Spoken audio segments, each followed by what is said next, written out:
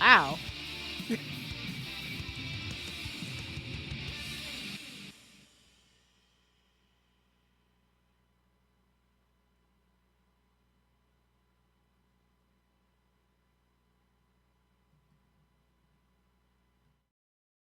Hello, everyone. Welcome back. We're back.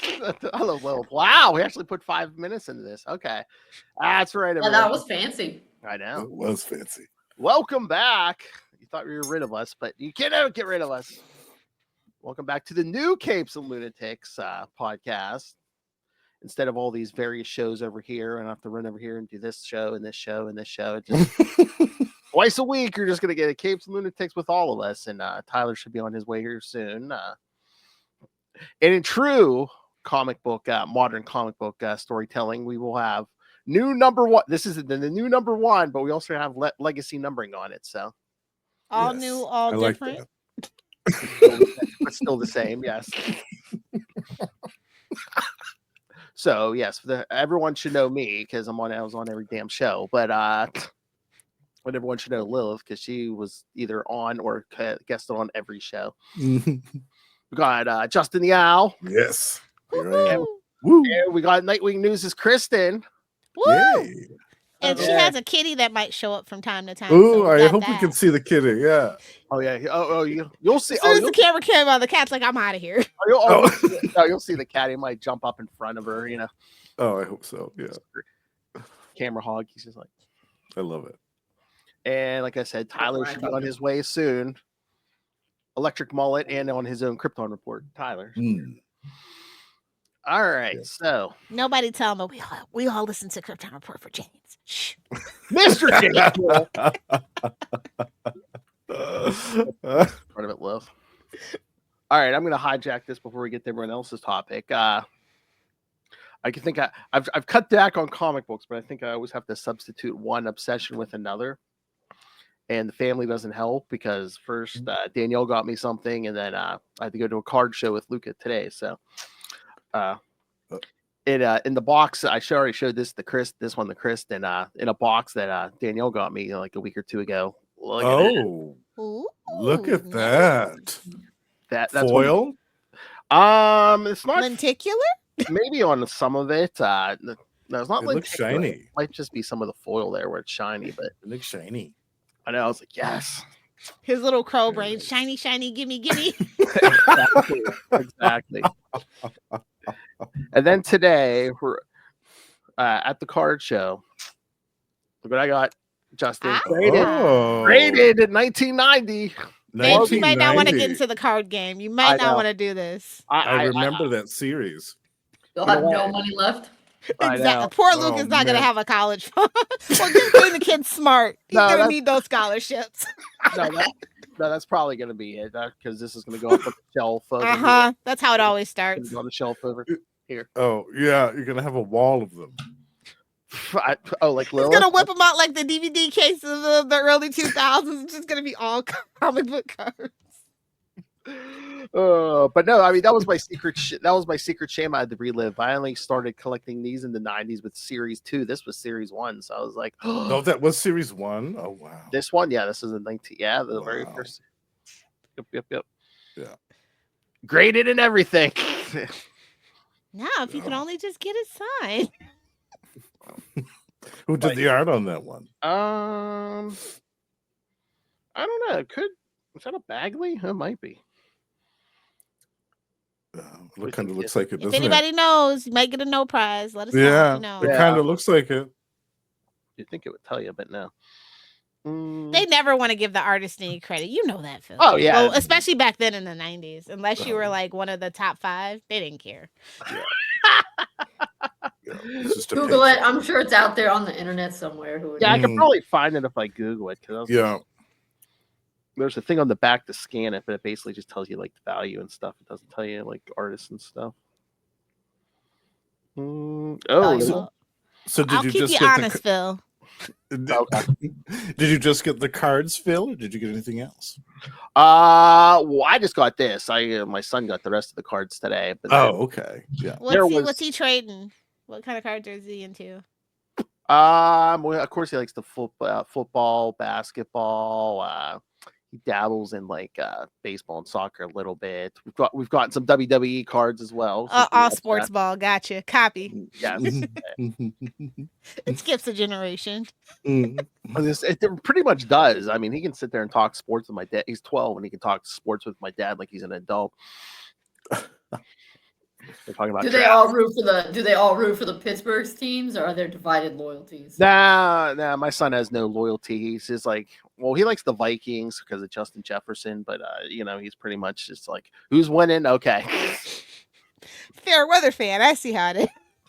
Well, no, usually he has some favorite teams, but he's like, nah, I don't care if I'm from Pittsburgh. Yeah, brand loyalty, it sucks. You don't need it. Well, like I said, sports, it's like, after a couple of years, they change players anyway, so it's all you're rooting for the same people. Unless you're the Patriots. Right. Ooh, wicked. 20-year dynasty. Your city, Phil. I cheer my sports. Shout out to all the Lions fans. Yeah. Well, I mean, I don't know. I don't really like football, but Detroit. Those are long-suffering fans, man. Yes, but my dad, the Detroit teams are the Detroit teams. At a certain age, at least you had the Red Wings and Gretzky. Yeah, we had the Red Wings. Now the Red Wings suck, but yeah, they'll come back around. They'll come back eventually. It's cyclical. We watch WWE. That's as close as I get to most sports. Soap on the rope. Wow! That's what they call it. It's just soap operas for men, man. Oh, at the end of June, we're going back to another WWE show. This one's actually on Netflix, so maybe you'll be able to see us on Netflix. Netflix, really? Oh, the one they do every Monday now. It's on Netflix, so. Oh, okay. So basically, you can see it that every week. You can see it everywhere in the world. So I mean, Ray could watch WWE.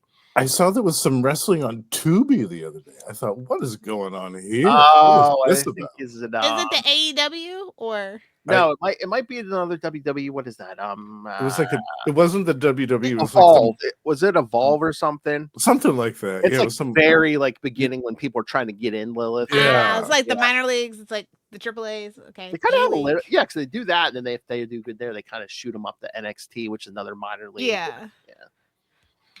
Oh yeah, they're all over the place. Wow. Pro wrestling is very fascinating, actually, behind the scenes. Oh yeah. All right. Isn't wrestling what brought us our new Secretary of Education? Oh God. Man, Oh. Well, at least she doesn't have brainworms that she announced. So sorry. She announced. Hashtag still bitter. Sorry. I have school-age children I'm taking care of, so I'm like, we can't be having measles outbreaks in Florida. Oh, yeah. Yikes. What's this autism? I never saw this when I was growing up. Yeah. Okay, yeah, your grandpa only collects trains, your grandma collects bells. Okay. Okay. All the dishes no one can touch. Okay. There's a meme that Speaking killed from me. experience. It said there was no autism when I was a kid, and then on the bottom it said, "Yeah, well, your family also had your aunt lobotomized for being depressed. It's not a surprise you didn't talk about it much."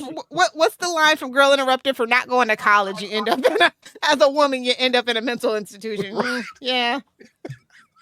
Yep. Wow, it's a thing. Trying to keep this cheery. Okay. Oh well. All right. We'll do a little bit of everything on this show. Yes. All right. Well, let's talk some comics. Let's see. Let's start with Kristen. Kristen, I know what you want to talk about. Chomping at the bit. Yay! The new Nightwing and the new Titans issues. Yes. Oh, yes. Oh. So here's both new.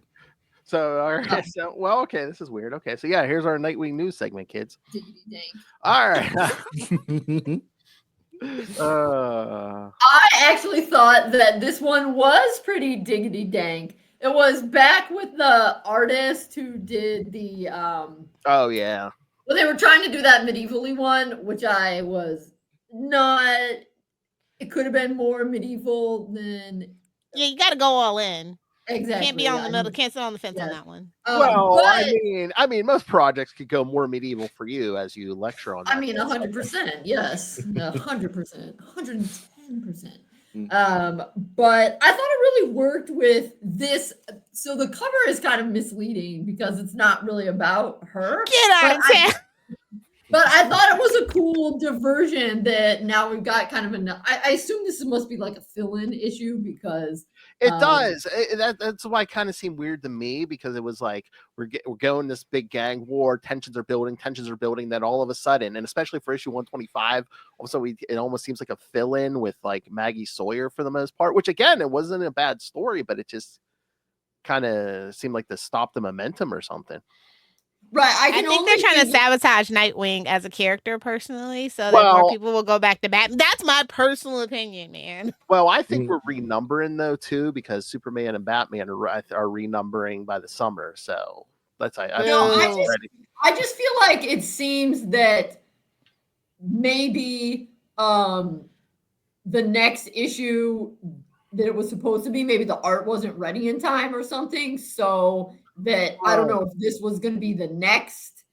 I don't know if this was going to be the next arc, or maybe this is like a couple backup stories that they made into one. I mean, because obviously this isn't done yet. I mean, this is also going to be ongoing. But I thought it was cool because obviously that dude's supposed to be kind of playing doctory. So that was nifty. And of course, it has shout outs to some of the okay parts of Chuck Dixon's run. The further away we get from the 90s, the less in love with Chuck Dixon's run I am, mostly because I find out more shady things. Yeah, that's the problem. Sometimes you just gotta shut up, man. Make your money and shut up. All right, Lilith, keep an eye on the rooms. Tell me when Noel Tate shows up. But Hogan's Alley was fine, like hanging out at the cop bar was fine. And so the idea that there's this spoiler alert, mythical creature or whatever / It's been more than a day. That's kind of the rule now on the internet. You're fine, Kristen. Person using this old-timey story to go after cops who do dirty things. Yeah, that sounds good. They got all they could ever want. Exactly, especially in a place like Bloodhaven. Good. Again, it wasn't bad. It felt like filler to me. Like, we're doing a fill-in issue, but it's by the same writer. I mean, it's Dan Waters, the one who wrote that Destro series, Justin.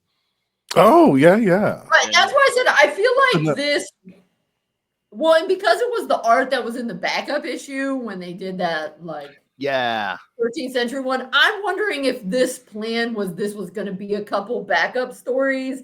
I feel like it must just be that the art that was supposed to be in 125 wasn't ready, and so they had to go with this. Which it was a little jarring at first, but obviously this is another ongoing thing. And I mean, it kind of makes sense because let's be real, in a place like Bloodhaven or Gotham, there are obviously cesspools. You can't expect it to be, I deal with one villain and everyone waits for that one villain to be wrapped up before we go. This ain't Central City. Yeah, right. Yeah. Is the artist Francesco Francavilla in that one? Yes. That was the name. I love his stuff. Yeah. Oh, yeah, I got to read that.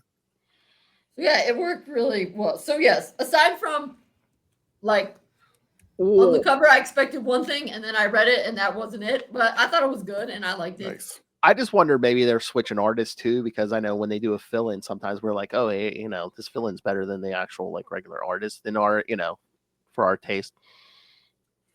I mean, the other artists, it's not like I don't have any gripes with the regular Nightwing artist, unlike the Titan artist. Although we got a new artist in Titans.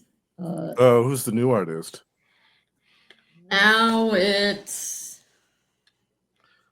Hold on. Although it's kind of hard to follow up Bruno Redondo, who was on there with Tom Taylor. Yeah. Oh. I mean. Oh, Bayless. Bayless is the artist this time around. I mean, this is Bruno Redondo art, Justin. Oh, that is? Oh, nice. Yeah. Okay. Yeah, they took a lot of art for their run because this DC box I got, It's like one of the covers from Nightwing 100, so he's dead center on that box. So I don't know. Was it all Bruno Redondo art? I thought I saw advertised something about like Bruno Redondo cards, but I mean, some of the cards were, but the box was Bruno Redondo art. Okay. Yeah. So, and almost again, it seemed like the opposite of what Lilith was saying. It seemed like they were making a push to push more Nightwing. That's good. Mm-hmm. Yeah.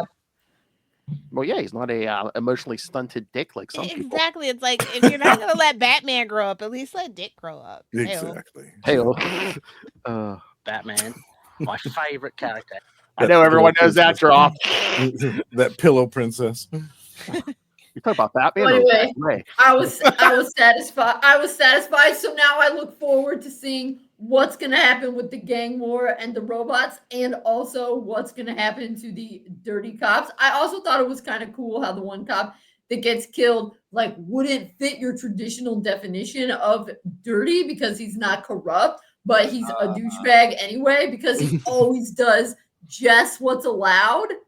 So like he pushes it to the line, and he's very much a letter of the law, not the spirit of the law. Oh yeah, that was like, I shouldn't beat up suspects, but the law says if you can't tell, I can. So I just beat them up in places you can't identify. Yeah, that was horrible in this issue. Yeah, when Maggie's investigating him, and the wife's like, oh, he knew just enough how to like beat me and the kids without crossing the line and stuff. Right. Yeah. So I mean, it's very since it's by the same writer. I mean, he's really got a good thing going on with like what critiquing police and that kind of thing. So he's on top of his game. I would say, I mean, Tom Taylor's run was hard to follow up on, and this run has been darker, grittier, but it has not yet gone too dark and too gritty. So. Mm-hmm. Oh yeah, I mean, there's like a gang war into the one gang, the Teddies. I mean, how old were those kids again? They were like 12 or 13 or something. Yeah. Again, the one gets killed. But like we've seen Nightwing in worse places, so it's been good. That's right. Getting slapped by Batman every so often. And then in the Titans, Deathstroke is back. Yeah. Wait, wrong side. Deathstroke. No, there he is. Yeah. See what you get when you order a box of Nightwing stuff. That's right. So yeah, they weren't going to let him sit forever because he was like depowered and all that fun stuff. All right, like I said, I was so stoked because although it's the guy who, it's not that his art, and his name has escaped me, is bad. It's just the faces are weird, but it was a different artist for sure this time, and I like the faces better. See, look at that face. Nice, yeah. It's good stuff. Yeah. Yeah. Not like that face. What's up with that? Or Donna's. He always gets Donna's face weird. Yeah, it either looks like She she's might have a little Botox. Leave her alone. It's got to settle. I was gonna say she's either smelling a bad Juvederm. It's got to settle. You know. Either smelling a bad fart or leaving one. I don't know.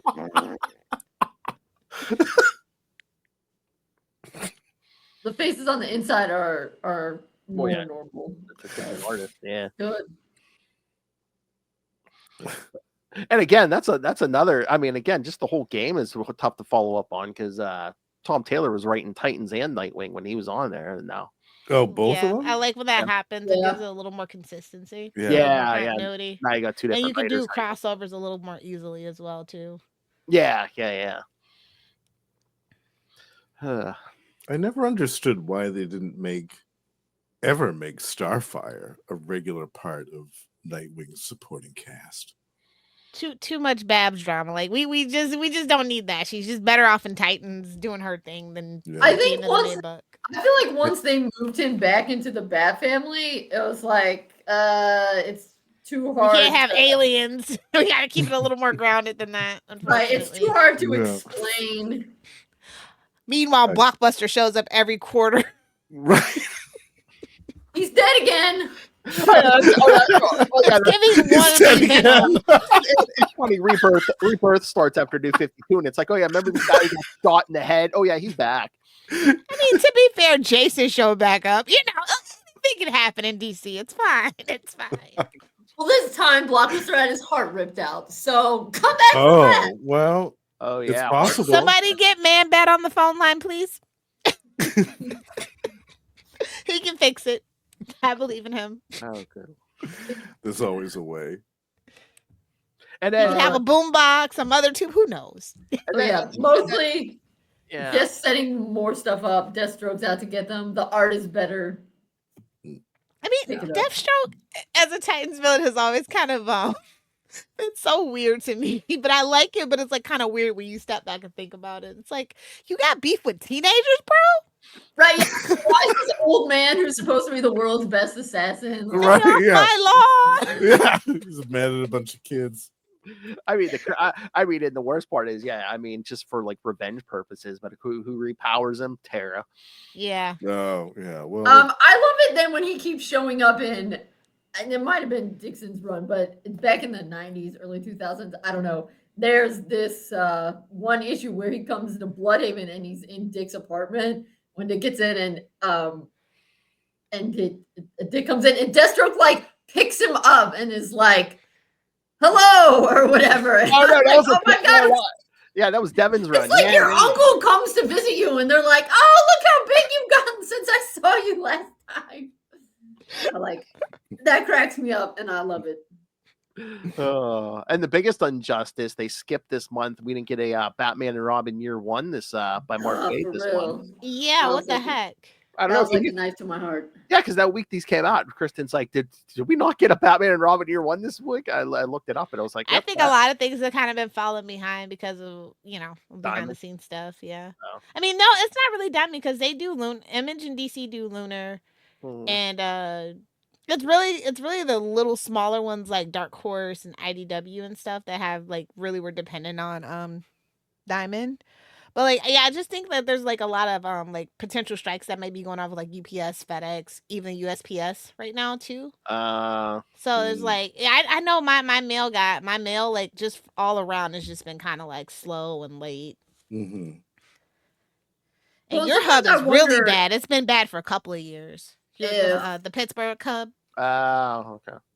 Is of course you can write a comic much faster than you can illustrate a comic. Yeah. So I wonder if the writer's ahead and the artist is not. Yeah, they haven't really. Yeah, things seem to be kind of like the editor's not editing, not really like cracking the whip, as it were. Well, I mean, everybody's doing like 6 books at minimum. Yeah. Well, that's what I was going to say. Editors probably aren't getting paid any more than writers and artists are either. Yeah. Yeah. That's right. Well, the other one is for your all ages. They've started Teen Titans Go again, and it's been pretty funny so far. So last month was #1. That show ruined Cartoon Network. Boo! That is the ridiculousness of Cartoon Network. Boo! That show is hilarious. Lilith, I gotta show you the Scooty Booty Robin that I bought on. Oh no! But this is good for memes, bad for business. Because Robin was trying to find out where Cyborg went, and he dresses up like a. Looks like Harvey Bullock. Like a old school gumshoe. Oh, that's adorable. The best all ages book at DC is always going to be Scooby Doo and Batman. Sorry. Oh no, 100%. Scooby Doo is amazing. Oh, but of course, also I like it because at one point, Beast Boy turns into a kangaroo. Oh yeah! Yay! Oh, we have owl fans here, kangaroo fans here. Yes. Yeah. But I'll say whenever it comes out on streaming, because I'm not paying money for it, but whenever it finally gets to HBO Max, we should obviously all watch Batman Ninja versus Yakuza League and discuss. Oh. Hopefully, it's better than that other Batman Ninja movie. Where they're in the that Batman Ninja movie was hilarious though because of the 3-foot helmet that Red Hood wore. It's worth watching. I mean, I smoked a doobie and I was fine, but I don't think I could do it sober. Oh my god! All right, that's fair. All right, Justin, you want to tell us some of your? I'm out. Yeah.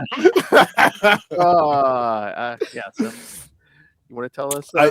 I've actually been going back in time, believe it or not, and I've been taking a break from Marvel or DC because I'm not really happy with all their new stuff. As you should. Yeah, Good right. Yeah, and so I've been going back to a couple of old favorites, and one of them is one that I heard was going to be relaunched last year, but it never appeared.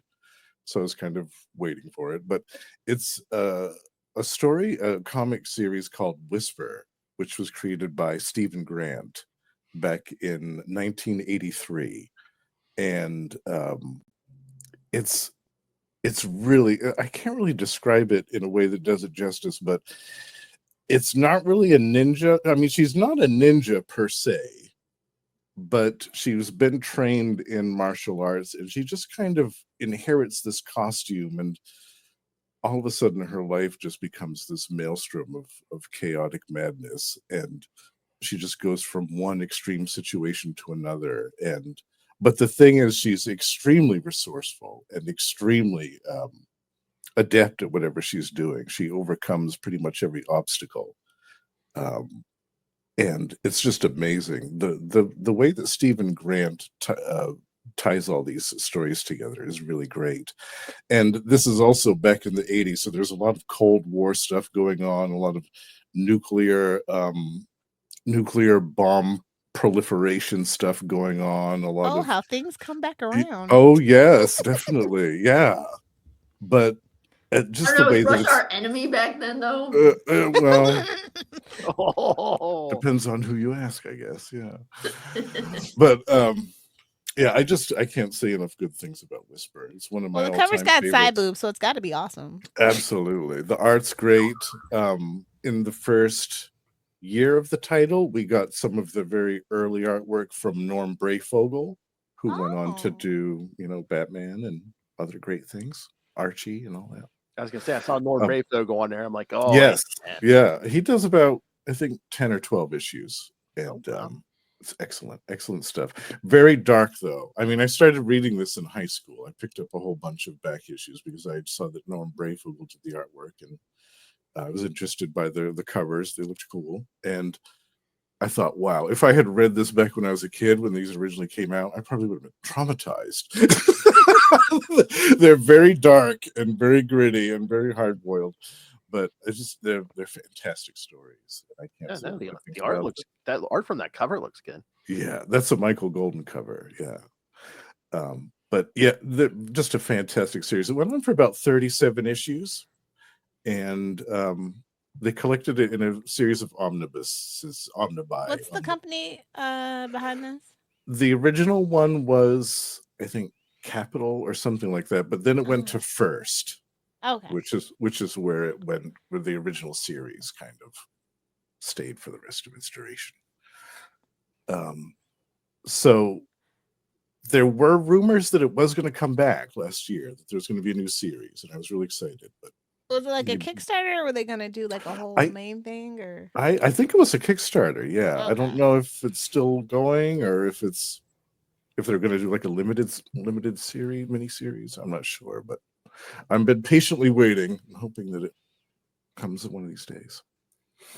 But yes, definite. If anybody's looking for something new and interesting to read, this comes as with one of my highest recommendations. Oh, yes. Hi. And wait. Highest recommendation? Well, that too. Yeah.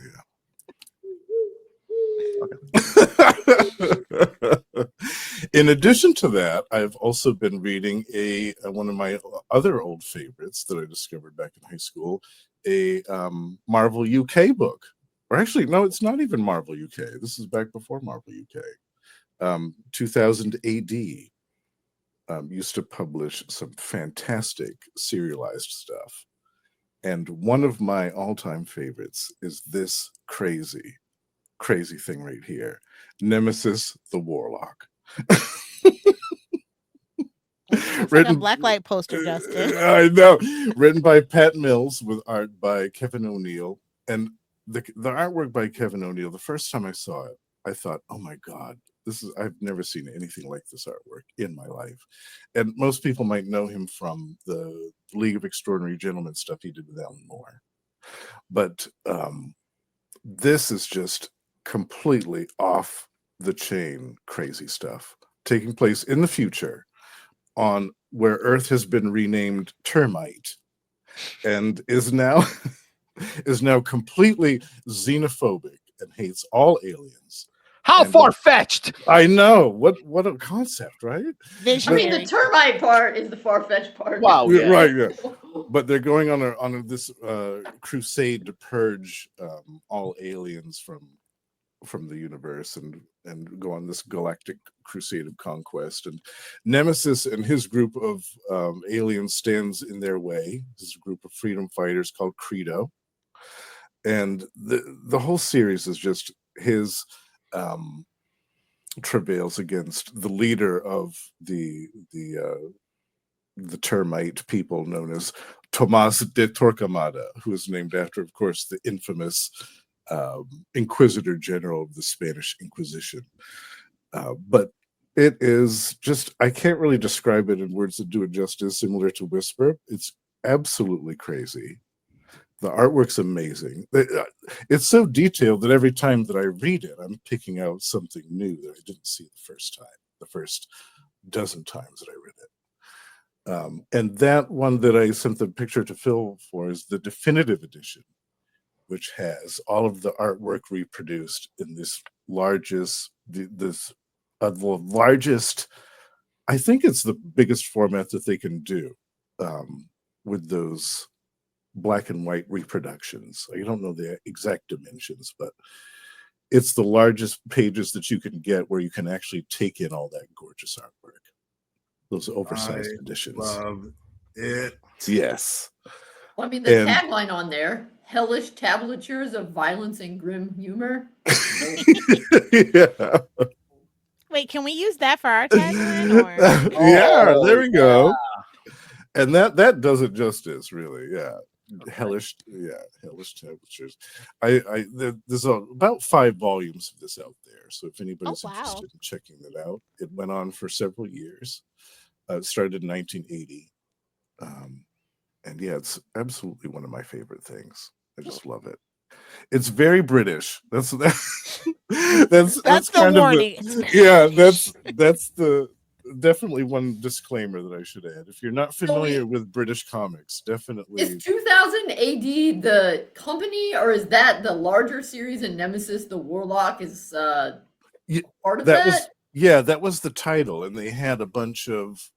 It was basically a serialized thing where in every issue they would have 5 or 6 different, like an anthology. They would have 5 or 6 different characters or stories. And like there was Nemesis, the Warlock, there was some ABC Warriors, there was some Judge Dredd in there, stuff like that. So they just compiled all of those old bits from those issues and put them in this large volume. So basically Action Comics Weekly, but done well. Yes.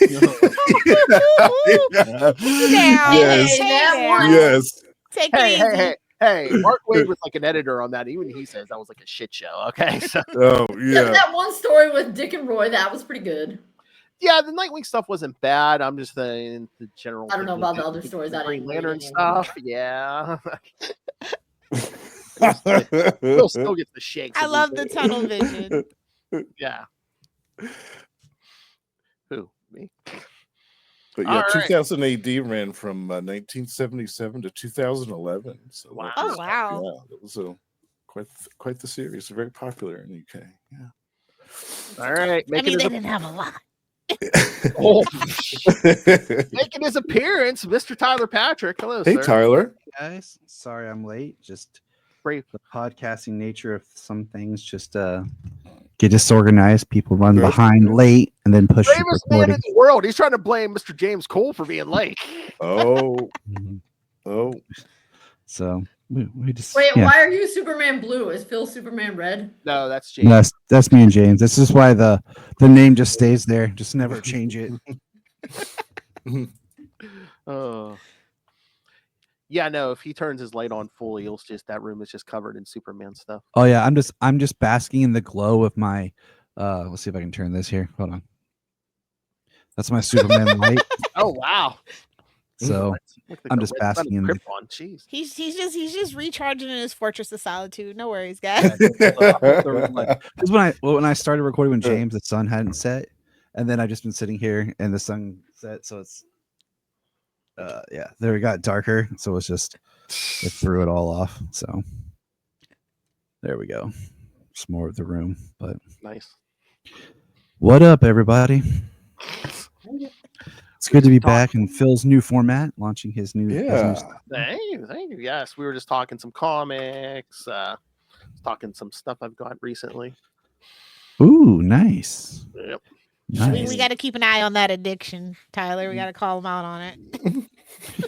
I used to have. Who has at least one, if not more, entire walls of Funkos in their house? Lilith Hellfire. Look, I went from 600 to 250. Okay, that's down to 250, kids. Yes. That's a lot of Funkos. I used to have a bunch of when the Marvel did their cards, like in the mid-90s, the Marvel Flair cards. Oh yeah, I have some in the 90s, but yeah, I had the whole set of 2 different runs of Marvel cards, and someone was keeping them for me because when I moved, I didn't want to put them in storage. And long story short, they just kept them. So goodbye to my card collections. Do you want? I tell him I just want to talk. Tell him to come outside. I just want to talk. But I miss my cards. All right, so yes, we talked some Nightwing with Kristen. We talked what Justin's reading. Time for Power Girl. Let's just pull that Band-Aid off, Phil. We got the font. Oh yeah, me and Lilith were gonna discuss this on Unlimited Justice. But yes, unfortunately, we've got the final issue of Power Girl for now. So I'm 1 month behind because I just decided just to read comics on the app because my closest comic book store is 40 miles away, and I don't get there as often as I'd like. So I just been reading on the app. So I haven't read this one yet. So it's no problem. It's okay. You can spoil. Power Girl.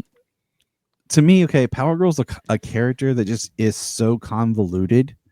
And I've been reading this new run here, and I was with it when they're like, "Oh, she's Paige, cool, all right, new name, kind of new established." And then all of a sudden, in the last one, but Karen Starr is rich, and now we're taking her.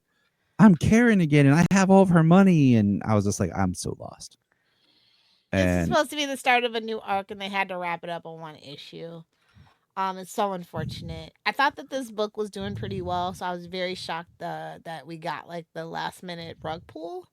It was doing better than a couple of other books. So do we know why? I mean, is it because Supergirl movie? I would assume. Yeah, probably because they're Supergirl's and kind of that character's kind of in disrepair, and they don't have a Power Girl movie ready. So you know how it is. It's just it's so hard to do. I think Power Girl because she is just a kind of alternate version of Supergirl. She was Earth 2 Supergirl, yeah. And they've tried she's been I've said this before that I think a story that should have been done that I would have loved is Power Girl and Connor Superboy off world together because they're both kind of these extras. And while they're at it, take Crypto with you. Yeah, I mean it's in a good way. The best stories with Crypto are with Connor. So that's true. No, you're right. You're right. We're living in this all the leftovers, they just go off world together. Well, all the ones that kept trying to get rid of during every single crisis. Yeah. But I mean, you have kind of Power Girl and Supergirl, so we doubled that. We have John Kent, Superman, Superboy. They don't know what they're doing, so they're going to name him Super Son. And I just was like, you know what? I think Connor and I like Paige. I think getting away from the name Karen was a smart move because of the Karens. But I just thought they would be great. Even Karens need positive representation. I just thought they would be great together in space. This idea that we're the leftovers, we don't really fit in, and they don't need us, and they kind of create their own, kind of family teen dynamic. But were they trying to get boost numbers? Because again, she had a new suit for most of this run, and then what was it, issue 17 or something? They put her back in in the white suit and stuff. Was that? I feel like there was a lot of editorial mandates that conflicted with Leah Williams' vision of what she wanted. And that's kind of the problem with Power Girl. Like, they kind of give people carte blanche to do what they want, and then all of a sudden they're like, "Oh no, wait, bring the window about back. that." Yeah. It's always about moving her back to the status quo. For whatever reason, even though most of the fans don't want it, we were okay with this. We're like, okay, yeah, if we're gonna get away from it, get away from it. Just pull the Band-Aid and let's just go. You know, it's like I thought they were advancing her character into a new place that really helped her be her own character, and then they're like, no, everybody wants her to be Karen, and back to this. Who though? I want to know. I just want to talk to you. Drop a comment. Let me know why, because I feel like this was working so well, and then to just take this huge step backwards was just like, to me, so sad. And like, maybe she had a cool, interesting idea for the whole thing, but like having to wrap it up in one issue was just wild. Yeah, unsatisfying. I mean, getting to issue 20 is kind of a victory though these days, because unless you're like Batman, Superman, especially for a female-led book in DC, that's not Wonder Woman, absolutely, unless you're Batman or Harley Quinn. Yeah. I'm surprised they let Catwoman go as long as they did, to be honest. Well, she's probably gonna get renumbered too. Batman, Superman getting renumbered. Are they renumbering everything? Yeah, it feels like. Well, my whole theory is like, again, by the summer they're renumbering Superman and Batman, and like you really think they're gonna renumber those two and let like Catwoman and Nightwing keep their numbering? What they should let Nightwing keep his numbering, because that's a huge goal. 125, yeah. What's the reason though? They're doing some big price. Well, Superman, because the movie's coming out, because they want a nice shiny new number one. If they start making him look like Corn Sweats, I'm gonna have beef. What? I'm gonna have beef. Yes, I call him Corn Sweats. Sorry. If you know, you know. Like, if you're familiar with his movies, then you'd understand. Well, I mean, what's funny is that you go back, you look at is that our segue into the trailer talk? Sure. I was just thinking that trailer was amazing. Yeah. The DCU, the YOU, like right there at the end of the New 52, they tried to like switch to where what's funny is they made the Flash look more like Grant Gustin's suit. Brightest Grant Gustin suit tried to go more traditional with like the white, and then they tried to start drawing Aquaman to look more like Momoa.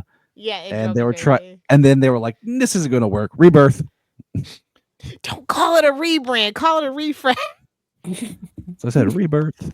I mean, they're doing Rebirth. Next time they need to do a reboot, it needs to be DC Renaissance. Ooh. Everybody's in the medieval period. They're going to call Kristen to consult. Yeah, or remix. They could do all cyberpunk with it and do remix. I want solar punk. I think that we need solar punk, not cyberpunk. I think that it's time. Yeah. That's true. Renewable energy. Exactly. Yeah. But again, I mean, Superman's powered by the sun. I'm just saying it makes sense when you think about it. Yeah. I mean, that movie. I think that movie's going to do good. I mean, I think it's good on its own, but especially compared to the Zack Snyder stuff. I mean, that Snyder stuff was too dark, especially for Superman. I felt like it was too dark for Batman. So yeah, it was too dark for Superman. What you mean? Him branding guys to get killed in prison? It's giving Frank Miller in the worst way. Yes, there's just way to interpret Frank Miller, and then there's that way in there to really. Wait, who? Who? Well, like, yeah, go ahead. Frank Miller. Okay. Your mother's a whore. What's the style of Frank Miller's writing? Your mother's a whore. James and I were talking about this just a little bit ago. Actually, it's like, Man of Steel, when it came out, like it was never designed to be the launch of a universe. Yeah, it was designed to be the Batman Begins for Superman. They were still had waited so long because they were supposed to have the movie with the bat. Like, then they just decided they weren't going to do that, so they were still trying to scrap it. They were still trying to have like Nolan involved. It was just a mess. So you have kind of a soft reboot again of this Superman when you get to Dawn of Justice, and it just really takes on a new form. And something that I said to James was, this new film, it looks good. I'm not hating anything I'm seeing. Everything looks like they're trying to take it directly from the comics, and I like every Superman movie to a different degree, but there's no one film that I'm completely in love with, where I feel like I come out feeling, oh yes, like there's always something like that kind of like there's something off in it. So I'm really hoping that with this movie, I'll finally have a live action Superman film where I'm like, okay, is there you any did movie that you think is perfect though? No, I mean not perfect, but just like I like Batman Begins a lot. It's my favorite, and I don't really have any nitpicks about it. Like The Dark Knight, I really don't have any nitpicks other than I think it's a little too long, and I don't really need the boat scene. But just as films, like they're like even the Batman, I never come out like, oh man, like I'm just there's something off with it. Like I'm always like, okay, that was fine. What, you don't like that Nirvana song every 8.5 minutes? Hey, I didn't the Nirvana song. I just feel like they should have added the lyrics. Should have just been an instrumental version, like earlier when they use it. They have to get their money's worth on those royalties. Yeah. But I mean, Courtney Love gives it away, so you know. She'll take the money. But that's just my thing. Is like, I mean, yeah, no movie is perfect. Like, but there's always something in a Superman movie where I feel like they could have done something more, or like, you know, what's horrible is like in Christopher Reeve movies, like when they could have got his powers right.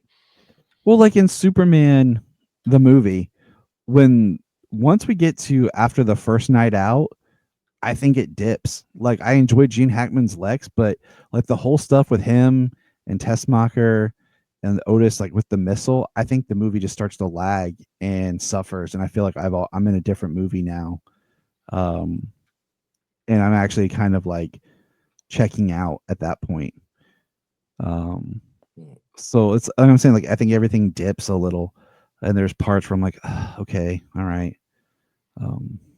So I don't want to have that kind of feel in this movie. I want to be, excited. So I want to know why they put this trailer out A at CinemaCon and B so early. Like this feels kind of early for 11, like damn near 12-minute trailer. Well, I mean, they've been promoting this since what? The yeah, they're promoting it, but like a long trailer like that, like especially such like a heavy action scene like that. It's just curious because CinemaCon is not really like anything prestigious of like out of all the cons it was CinemaCon. Like I was just I feel like CinemaCon over the years is getting bigger of showing stuff and doing stuff like this to the insiders and not the fans, Yeah, exactly. It's like the insiders are never really gonna be like, listen, they're never gonna give Superman any Superman movie an Oscar, like a main Oscar. So it's like just cater to the fans. That's where your bread and butter is. You know what I mean? Well, do you think they're just like extra nervous because the Fantastic Four movie comes out the same month? I think that's just bad business. So hard, bro. I think that's just bad business. I think it kills me. They talk about trying to get people back in theaters and the movie industry, needing it, and then they put 3 big blockbusters that are supposed to draw people back to back to back. Especially with the way the prices are in the economy, it's wild. Yeah, exactly. And then they're gonna be like, oh, blah blah blah. Why aren't these movies doing better? Superhero fatigue. Yeah, it's like, how about you drop one in June, one in July, and one at the beginning of August? To really like help spread out, because you're actually hurting yourself instead of creating like healthy competition.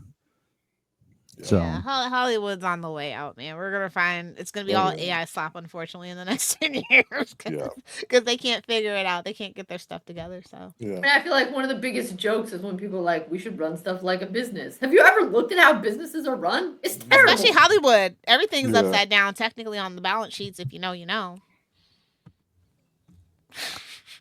Yes, because everything runs at a deficit, especially when the interest rates go high. Just because nothing, enhances creativity more than talking about business. Mm-hmm. Spreadsheets, man. That's what gets the brain rolling. So sexy. Numbers are so sexy. Oh my.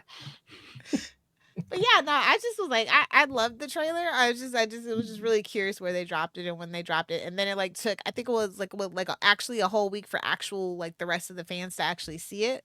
So it was just kind of like, I don't know. It's kind of rubbing me the wrong way. Sorry, wait, what's the third big superhero movie? You said there's a Fantastic It's not. It's Fantastic Four, Jurassic Park, Rebirth, and Superman. Oh, Jurassic Park. Oh, okay. Yeah, so they said 3 big blockbusters. They need to let that Jurassic Park franchise go. Oh, yeah. Like, unless you're merging it with Fast and the Furious Universal, it ain't happening, babe. Oh yeah, is that the reboot? I didn't even know they were doing another one of those. Oh yeah, because Chris Pratt failed us on Jurassic Park front, and then they couldn't get the original trio. That movie flopped, so it's just it did. Now it's like Scarlett Johansson. Well, they made it about mosquitoes and poop. Yep. They made it about the locusts. To be real though, actually, a Jurassic Park Fast and the Furious franchise, dinosaurs and fast cars. I'm telling you, they need to call me. I have a screenplay ready to go. Interesting and very American. They could call it Dino Riders. Oh man, dang. Wait. Oh no, Paramount owns Transformers. Damn it. I was gonna say, like, the only thing that makes me interested in, like, with the new Jurassic film is Steve Kloves wrote the script, and I like Gareth Edwards as a director. So yeah, but it has no chance. It's so overly corporate and AI slop suit driven, like that Jurassic Park franchise is, unfortunately, now. Like, it's not like about fun and the wonder and doing animatronics. It's doing the CGI as cheap as possible, fast as possible. It's just not fun anymore. That franchise is just not fun anymore. Also, by this point, it should be well established that dinosaurs and humans cannot coexist, and this is a bad idea. Stop. I mean, but I want a little baby Triceratops, all because of Land Before Time. That's all I want. And a Brachiosaurus named Littlefoot. That's all I want. Yeah, but you also want a bazooka. None of these are good ideas, Lilith. That's true. I was gonna say, like, the trailer I'm a responsible weapons owner. I'll have you know, Phil. A bazooka is more safe with me than some people in this country. That's all I'm saying. I mean, if they're gonna revive dinosaurs, we're gonna need bazookas. Exactly. Oh, nice. I'll take it. Yeah, if you need any kind of Fast and the Furious script on, with anything coming from any direction, look to Lilith because she's a big Fast and Furious fan. Yeah. I want to pretend like the last 3 movies didn't happen, and then. Oh, there you go. It's gonna be like that's the first start. Choose your own adventure with Dom and his crew. Exactly. Oh God. But it was a solid week for comics, at least for DC. I have not really been doing a lot of Marvel lately. But DC had a really solid week. Medieval Spawn #1 came out. Maybe Kristen can get into that. Oh, I haven't. I thought I saw the name somewhere, but I haven't read it. We didn't finish up about Power Girl. What happens?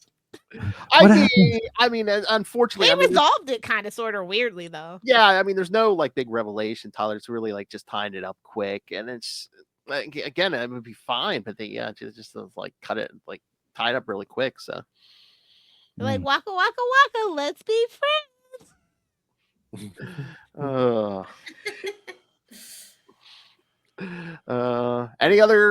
Anything else anyone wants to talk about? Oh wait, did you read G.I. Joe Real American Hero Roadblock #1? Yeah. Justin, I don't know if you saw those, but like, did Roadblock get his miniseries? No, it's like they've been doing one shots for one shots for the anniversary of that silent issue where it's basically a bunch of G.I. Joe issues, but they're all silent. Oh, right. Okay. Roadblock was this week. They did a Jinx one. They can't do a silent Roadblock, though. Come on. part of the charm of Roadblock is all the crap that he says. Yeah, I know. I don't know about that. Why, Lilith? Did you like that? I thought it was interesting. But yeah, they've been doing a bunch of silent ones this month. I do want to shout out IDW. I think Star Trek is literally the only thing that's holding that whole company together. Star Trek 31, of course, by friends of the show, Colin and Jackson, Colin Kelly and Jackson Lansing. They may be returning soon. I'm still in talks with representation. So. Oh, they're big and fancy now. Okay, mm-hmm. I understand. Yes, they're in very high demand. I understand.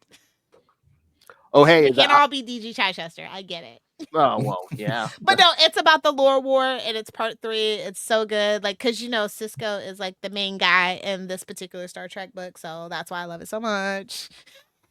Yes. It's really good. He brings, like, crews from past shows and present shows and stuff like that, too. So it's a really interesting book. They have really great arcs and stuff, and it's just, like, we're doing some Klingon stuff right now, too, so Nice. It's pretty cool. Sounds dirty, Klingon stuff. Oh, hey, Justin, the Energon Universe, G.I. Joe #6. We get their first fight between Duke and Cobra Commander. Ooh, nice. Showdown. You know, Russell's going to be all foaming at the mouth for that. Oh, yeah. We got to get Russell on one of these weeks, maybe when some of those drop, just so he can show everyone his G.I. Joe collection. Oh, yes, you guys have to see that. Yeah. I don't know how his wife tolerates it. He'll be like, I have every Cobra Commander ever made. And it's like, okay. Not just every Cobra Commander, every Emperor Palpatine, every Darth Vader, every Shredder. I'm noticing a theme. Oh, he loves villains, yeah. Exactly. That's the joke. Mr. Tomes of Evil. Mr. Tomes of Evil, yeah. I mean, in his defense, several of those villains.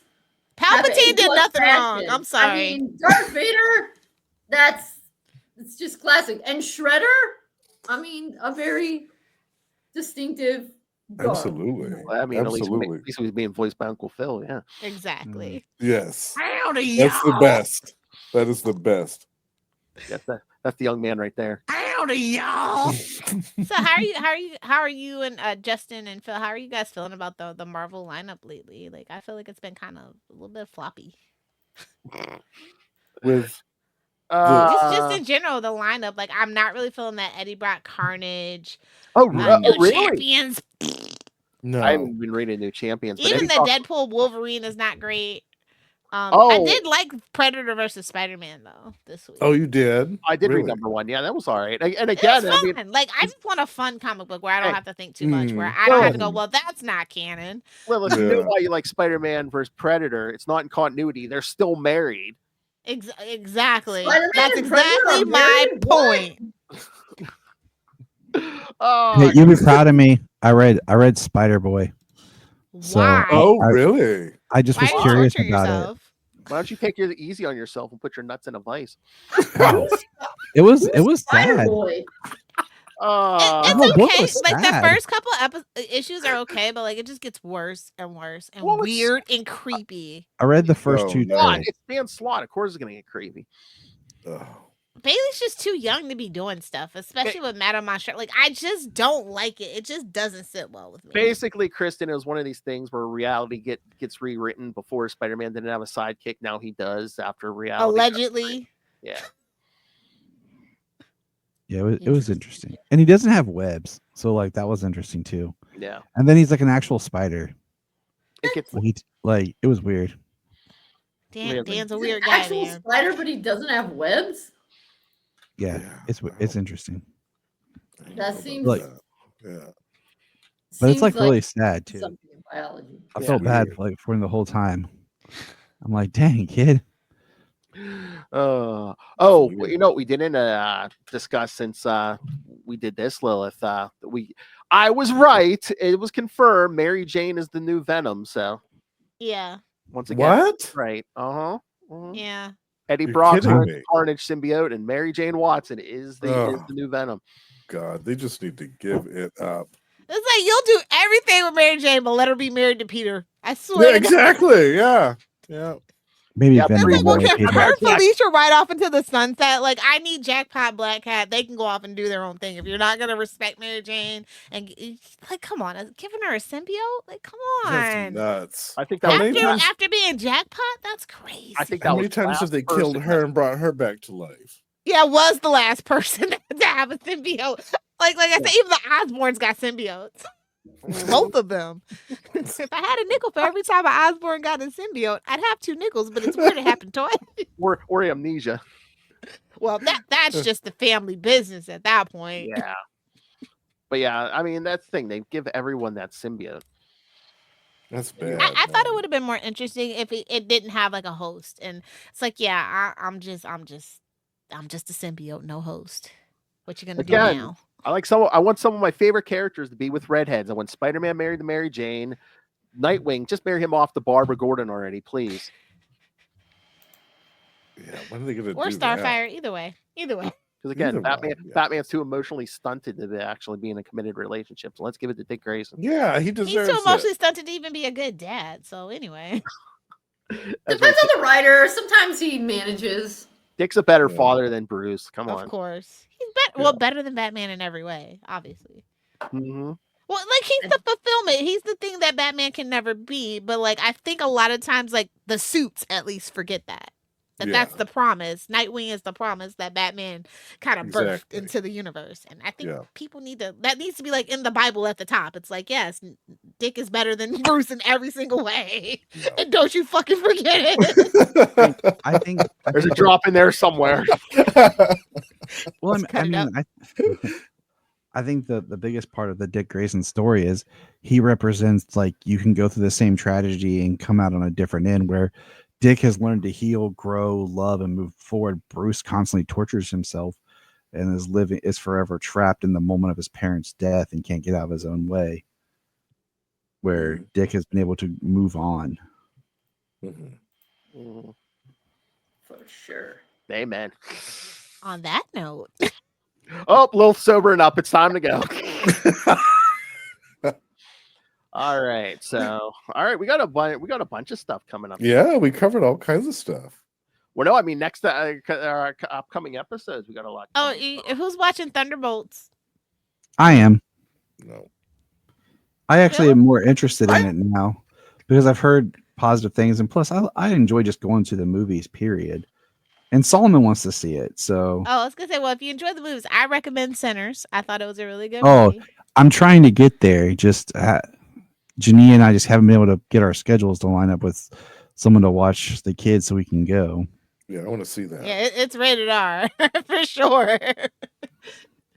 Yes, because next episode, which we'll get in like 3 days, kids. Yes, we're going to talk to Marcus Alquerez about Warden, which is was he the producer director on that movie? Yes. So, and I have screening links for everyone so we can watch that. And again, episode 3, Thunderbolts. Everyone can show up on the episode, but if you don't want to see the movie, that's fine. But I just got to see some John Walker and all over the place.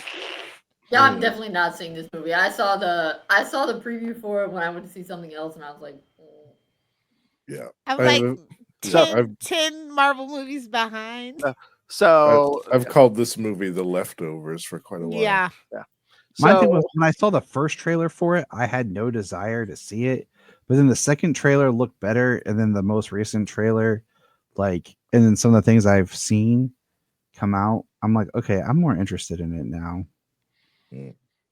So Fantastic Four, I'm holding hope out for, but not really. I'm sure we'll be fine, but it's like I don't really read Marvel, so nothing about those people made me want to care about them. So I'm like, So episode 3, me and Tyler will talk Thunderbolts, and then we can all talk. And I'll come talk trash. Like, I can't believe you two. I think the kids might make me go see it, so I'll let you know if they drag me to go see it. And then we can talk some Star Wars stuff because we were recording on Star Wars Day. So yay! And the day. Well, we can talk about what we got for Free Comic Book Day. Oh yeah, comics. Oh too, yeah, that's right. That's right. All right. Support your local comic book shops. They need it. That's right. Lord knows they need it. Yes. Yeah. So we got lots of stuff coming. Episode 4, we're going to talk with Jeff Johnson about his Kickstarter book, Rogue's Kingdom, with special guest Mr. Will Allred. Oh, nice. Yeah. And then that's kind of his domain. So it makes sense. Well, and then the following episode, Will will return to talk about his Kickstarter book. Crossover Division number 6 is going to be coming out. So. Oh yeah, that's right. Chugging along. We're so proud of him. I love that. And then the episode after that, we're going to talk to David Papose again about his Captain Planet series. Captain Planet. Yes. He's a hero. Gonna take pollution down to 0. Use our powers back. I can go. Don't get me started, Justin. All right. Just as long as Chris Hemsworth's not going to be in the live action anymore, I'm good.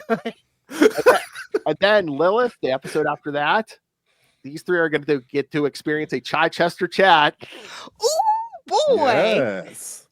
Yes. What issue are we discussing for Chichester chats as a refresher, please? Issue 1 of his new book, Risk. Ooh. Oh yeah, that's right. Yeah. He sent me a link for that too, so everyone can check I love that out. it. Yeah, brand new. That's awesome. great. It's giving espionage, and I love it. And all right, this is as far as I've scheduled so far. But episode 7, last but not least, I mean, we'll probably just talk comics, but we will have special guest, international special guest, You know him, Mr. Ray. Batman. My favorite character. You could at least done out of the pouch. Come on.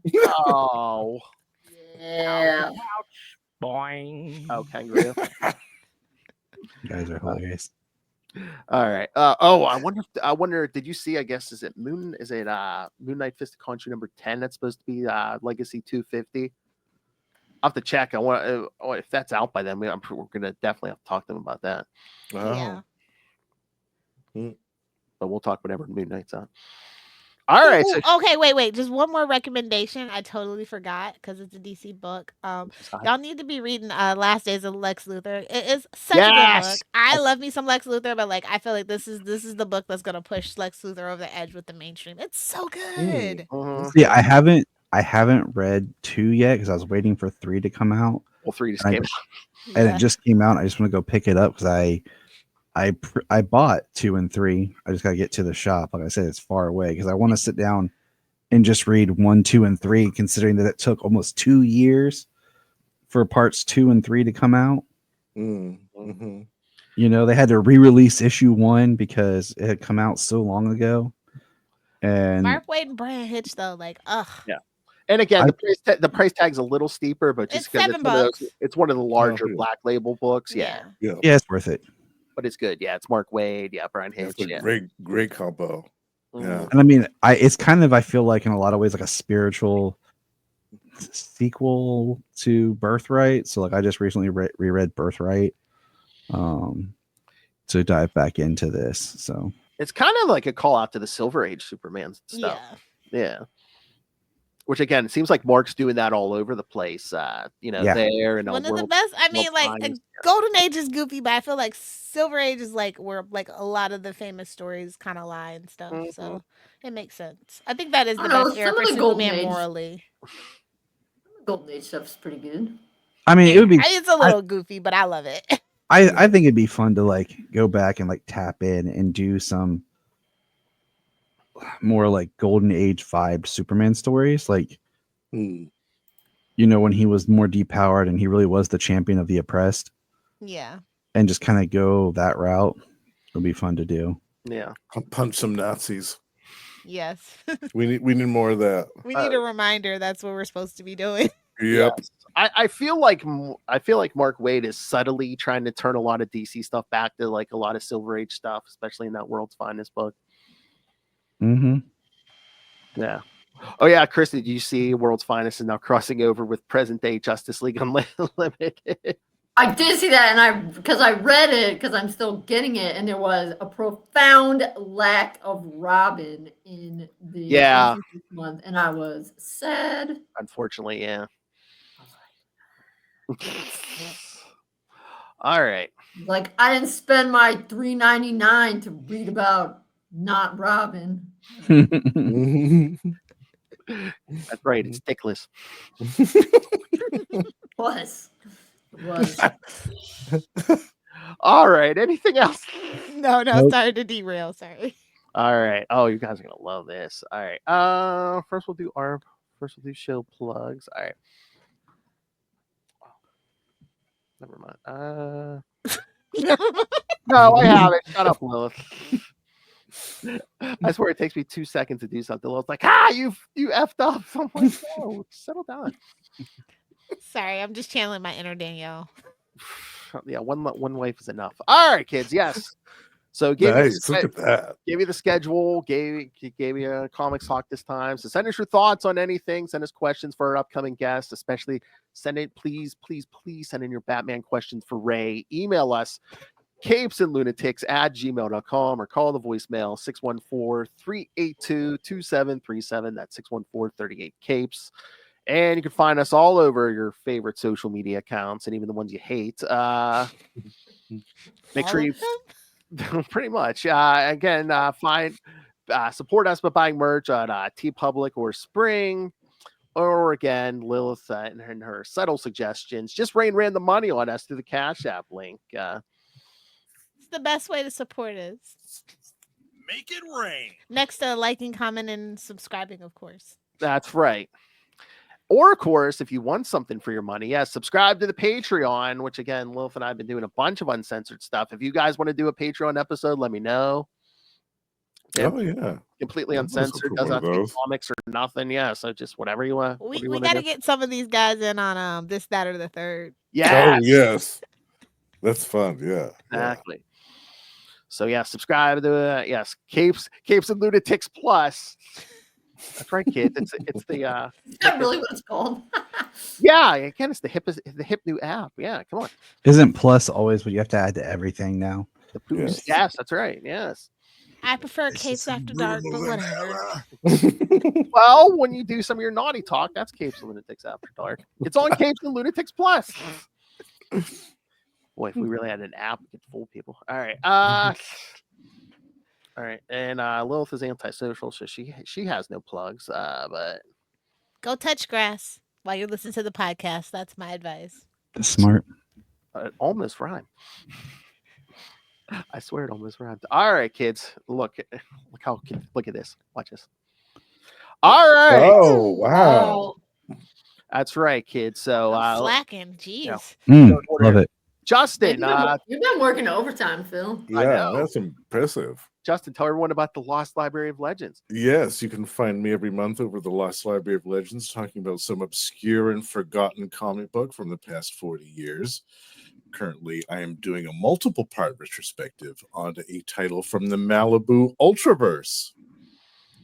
Wait. Going back to the 90s here, bitch. I was waiting. I think of that often. I don't know why. Anytime someone says anything about the 90s, that little plug right there pops in my head. Nice. I like that. Back to the 90s here, bitch. That's good. All right. And again, she's always too shy to do her own plug. Go on Amazon now. I know all you effers are on Amazon. Yeah, go pick up Dick Grayson, Boy Wonder, a book of essays all about Dick Grayson. I promise you will learn something new about it's so good. I have it. Yes. So do I. Put together by this kangaroo genius down here. And of course, then Tyler, if people want some Superman talk with you and the eighth wonder of the world, where can they find Krypton Report? Everywhere you get your podcasts, on all social media, even though sometimes I just feel like just dropping every social media, but because it's nice to promote and connect, but then it's just a lot of negativity too, and it just gets tiring. Yeah. But just search for us. We'll be there. We'll be there. All right. So see, look, I kind of condensed that. So very nice. Very nice. Everyone cheer me. All right. Yeah, Phil. All Pat right. on the back. Pat Good on the job, back. Phil. All right. Great job, Phil. Great job, Phil. Well, if we got to teach these people. Graphic design is clearly your passion.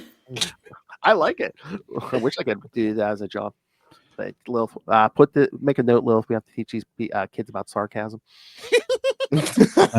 There is no sarcasm, only positivity. Soul? Okay. Only Soul. All right. So once the music starts playing, I got to tell these three. Who's going to say ampersand? It's going to be all three of them. Yeah. I will say. We don't say and. We literally say ampersand. Yes, I created that.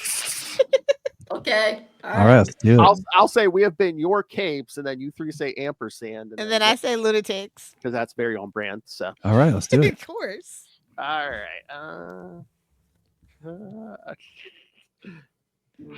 All right. Thank you for joining us, everyone, for another week. Once again, we have been your capes. Ampersand. Lunatics. We'll work on it. We'll get it. Yeah, we a little finally perfected it after like 350 episodes.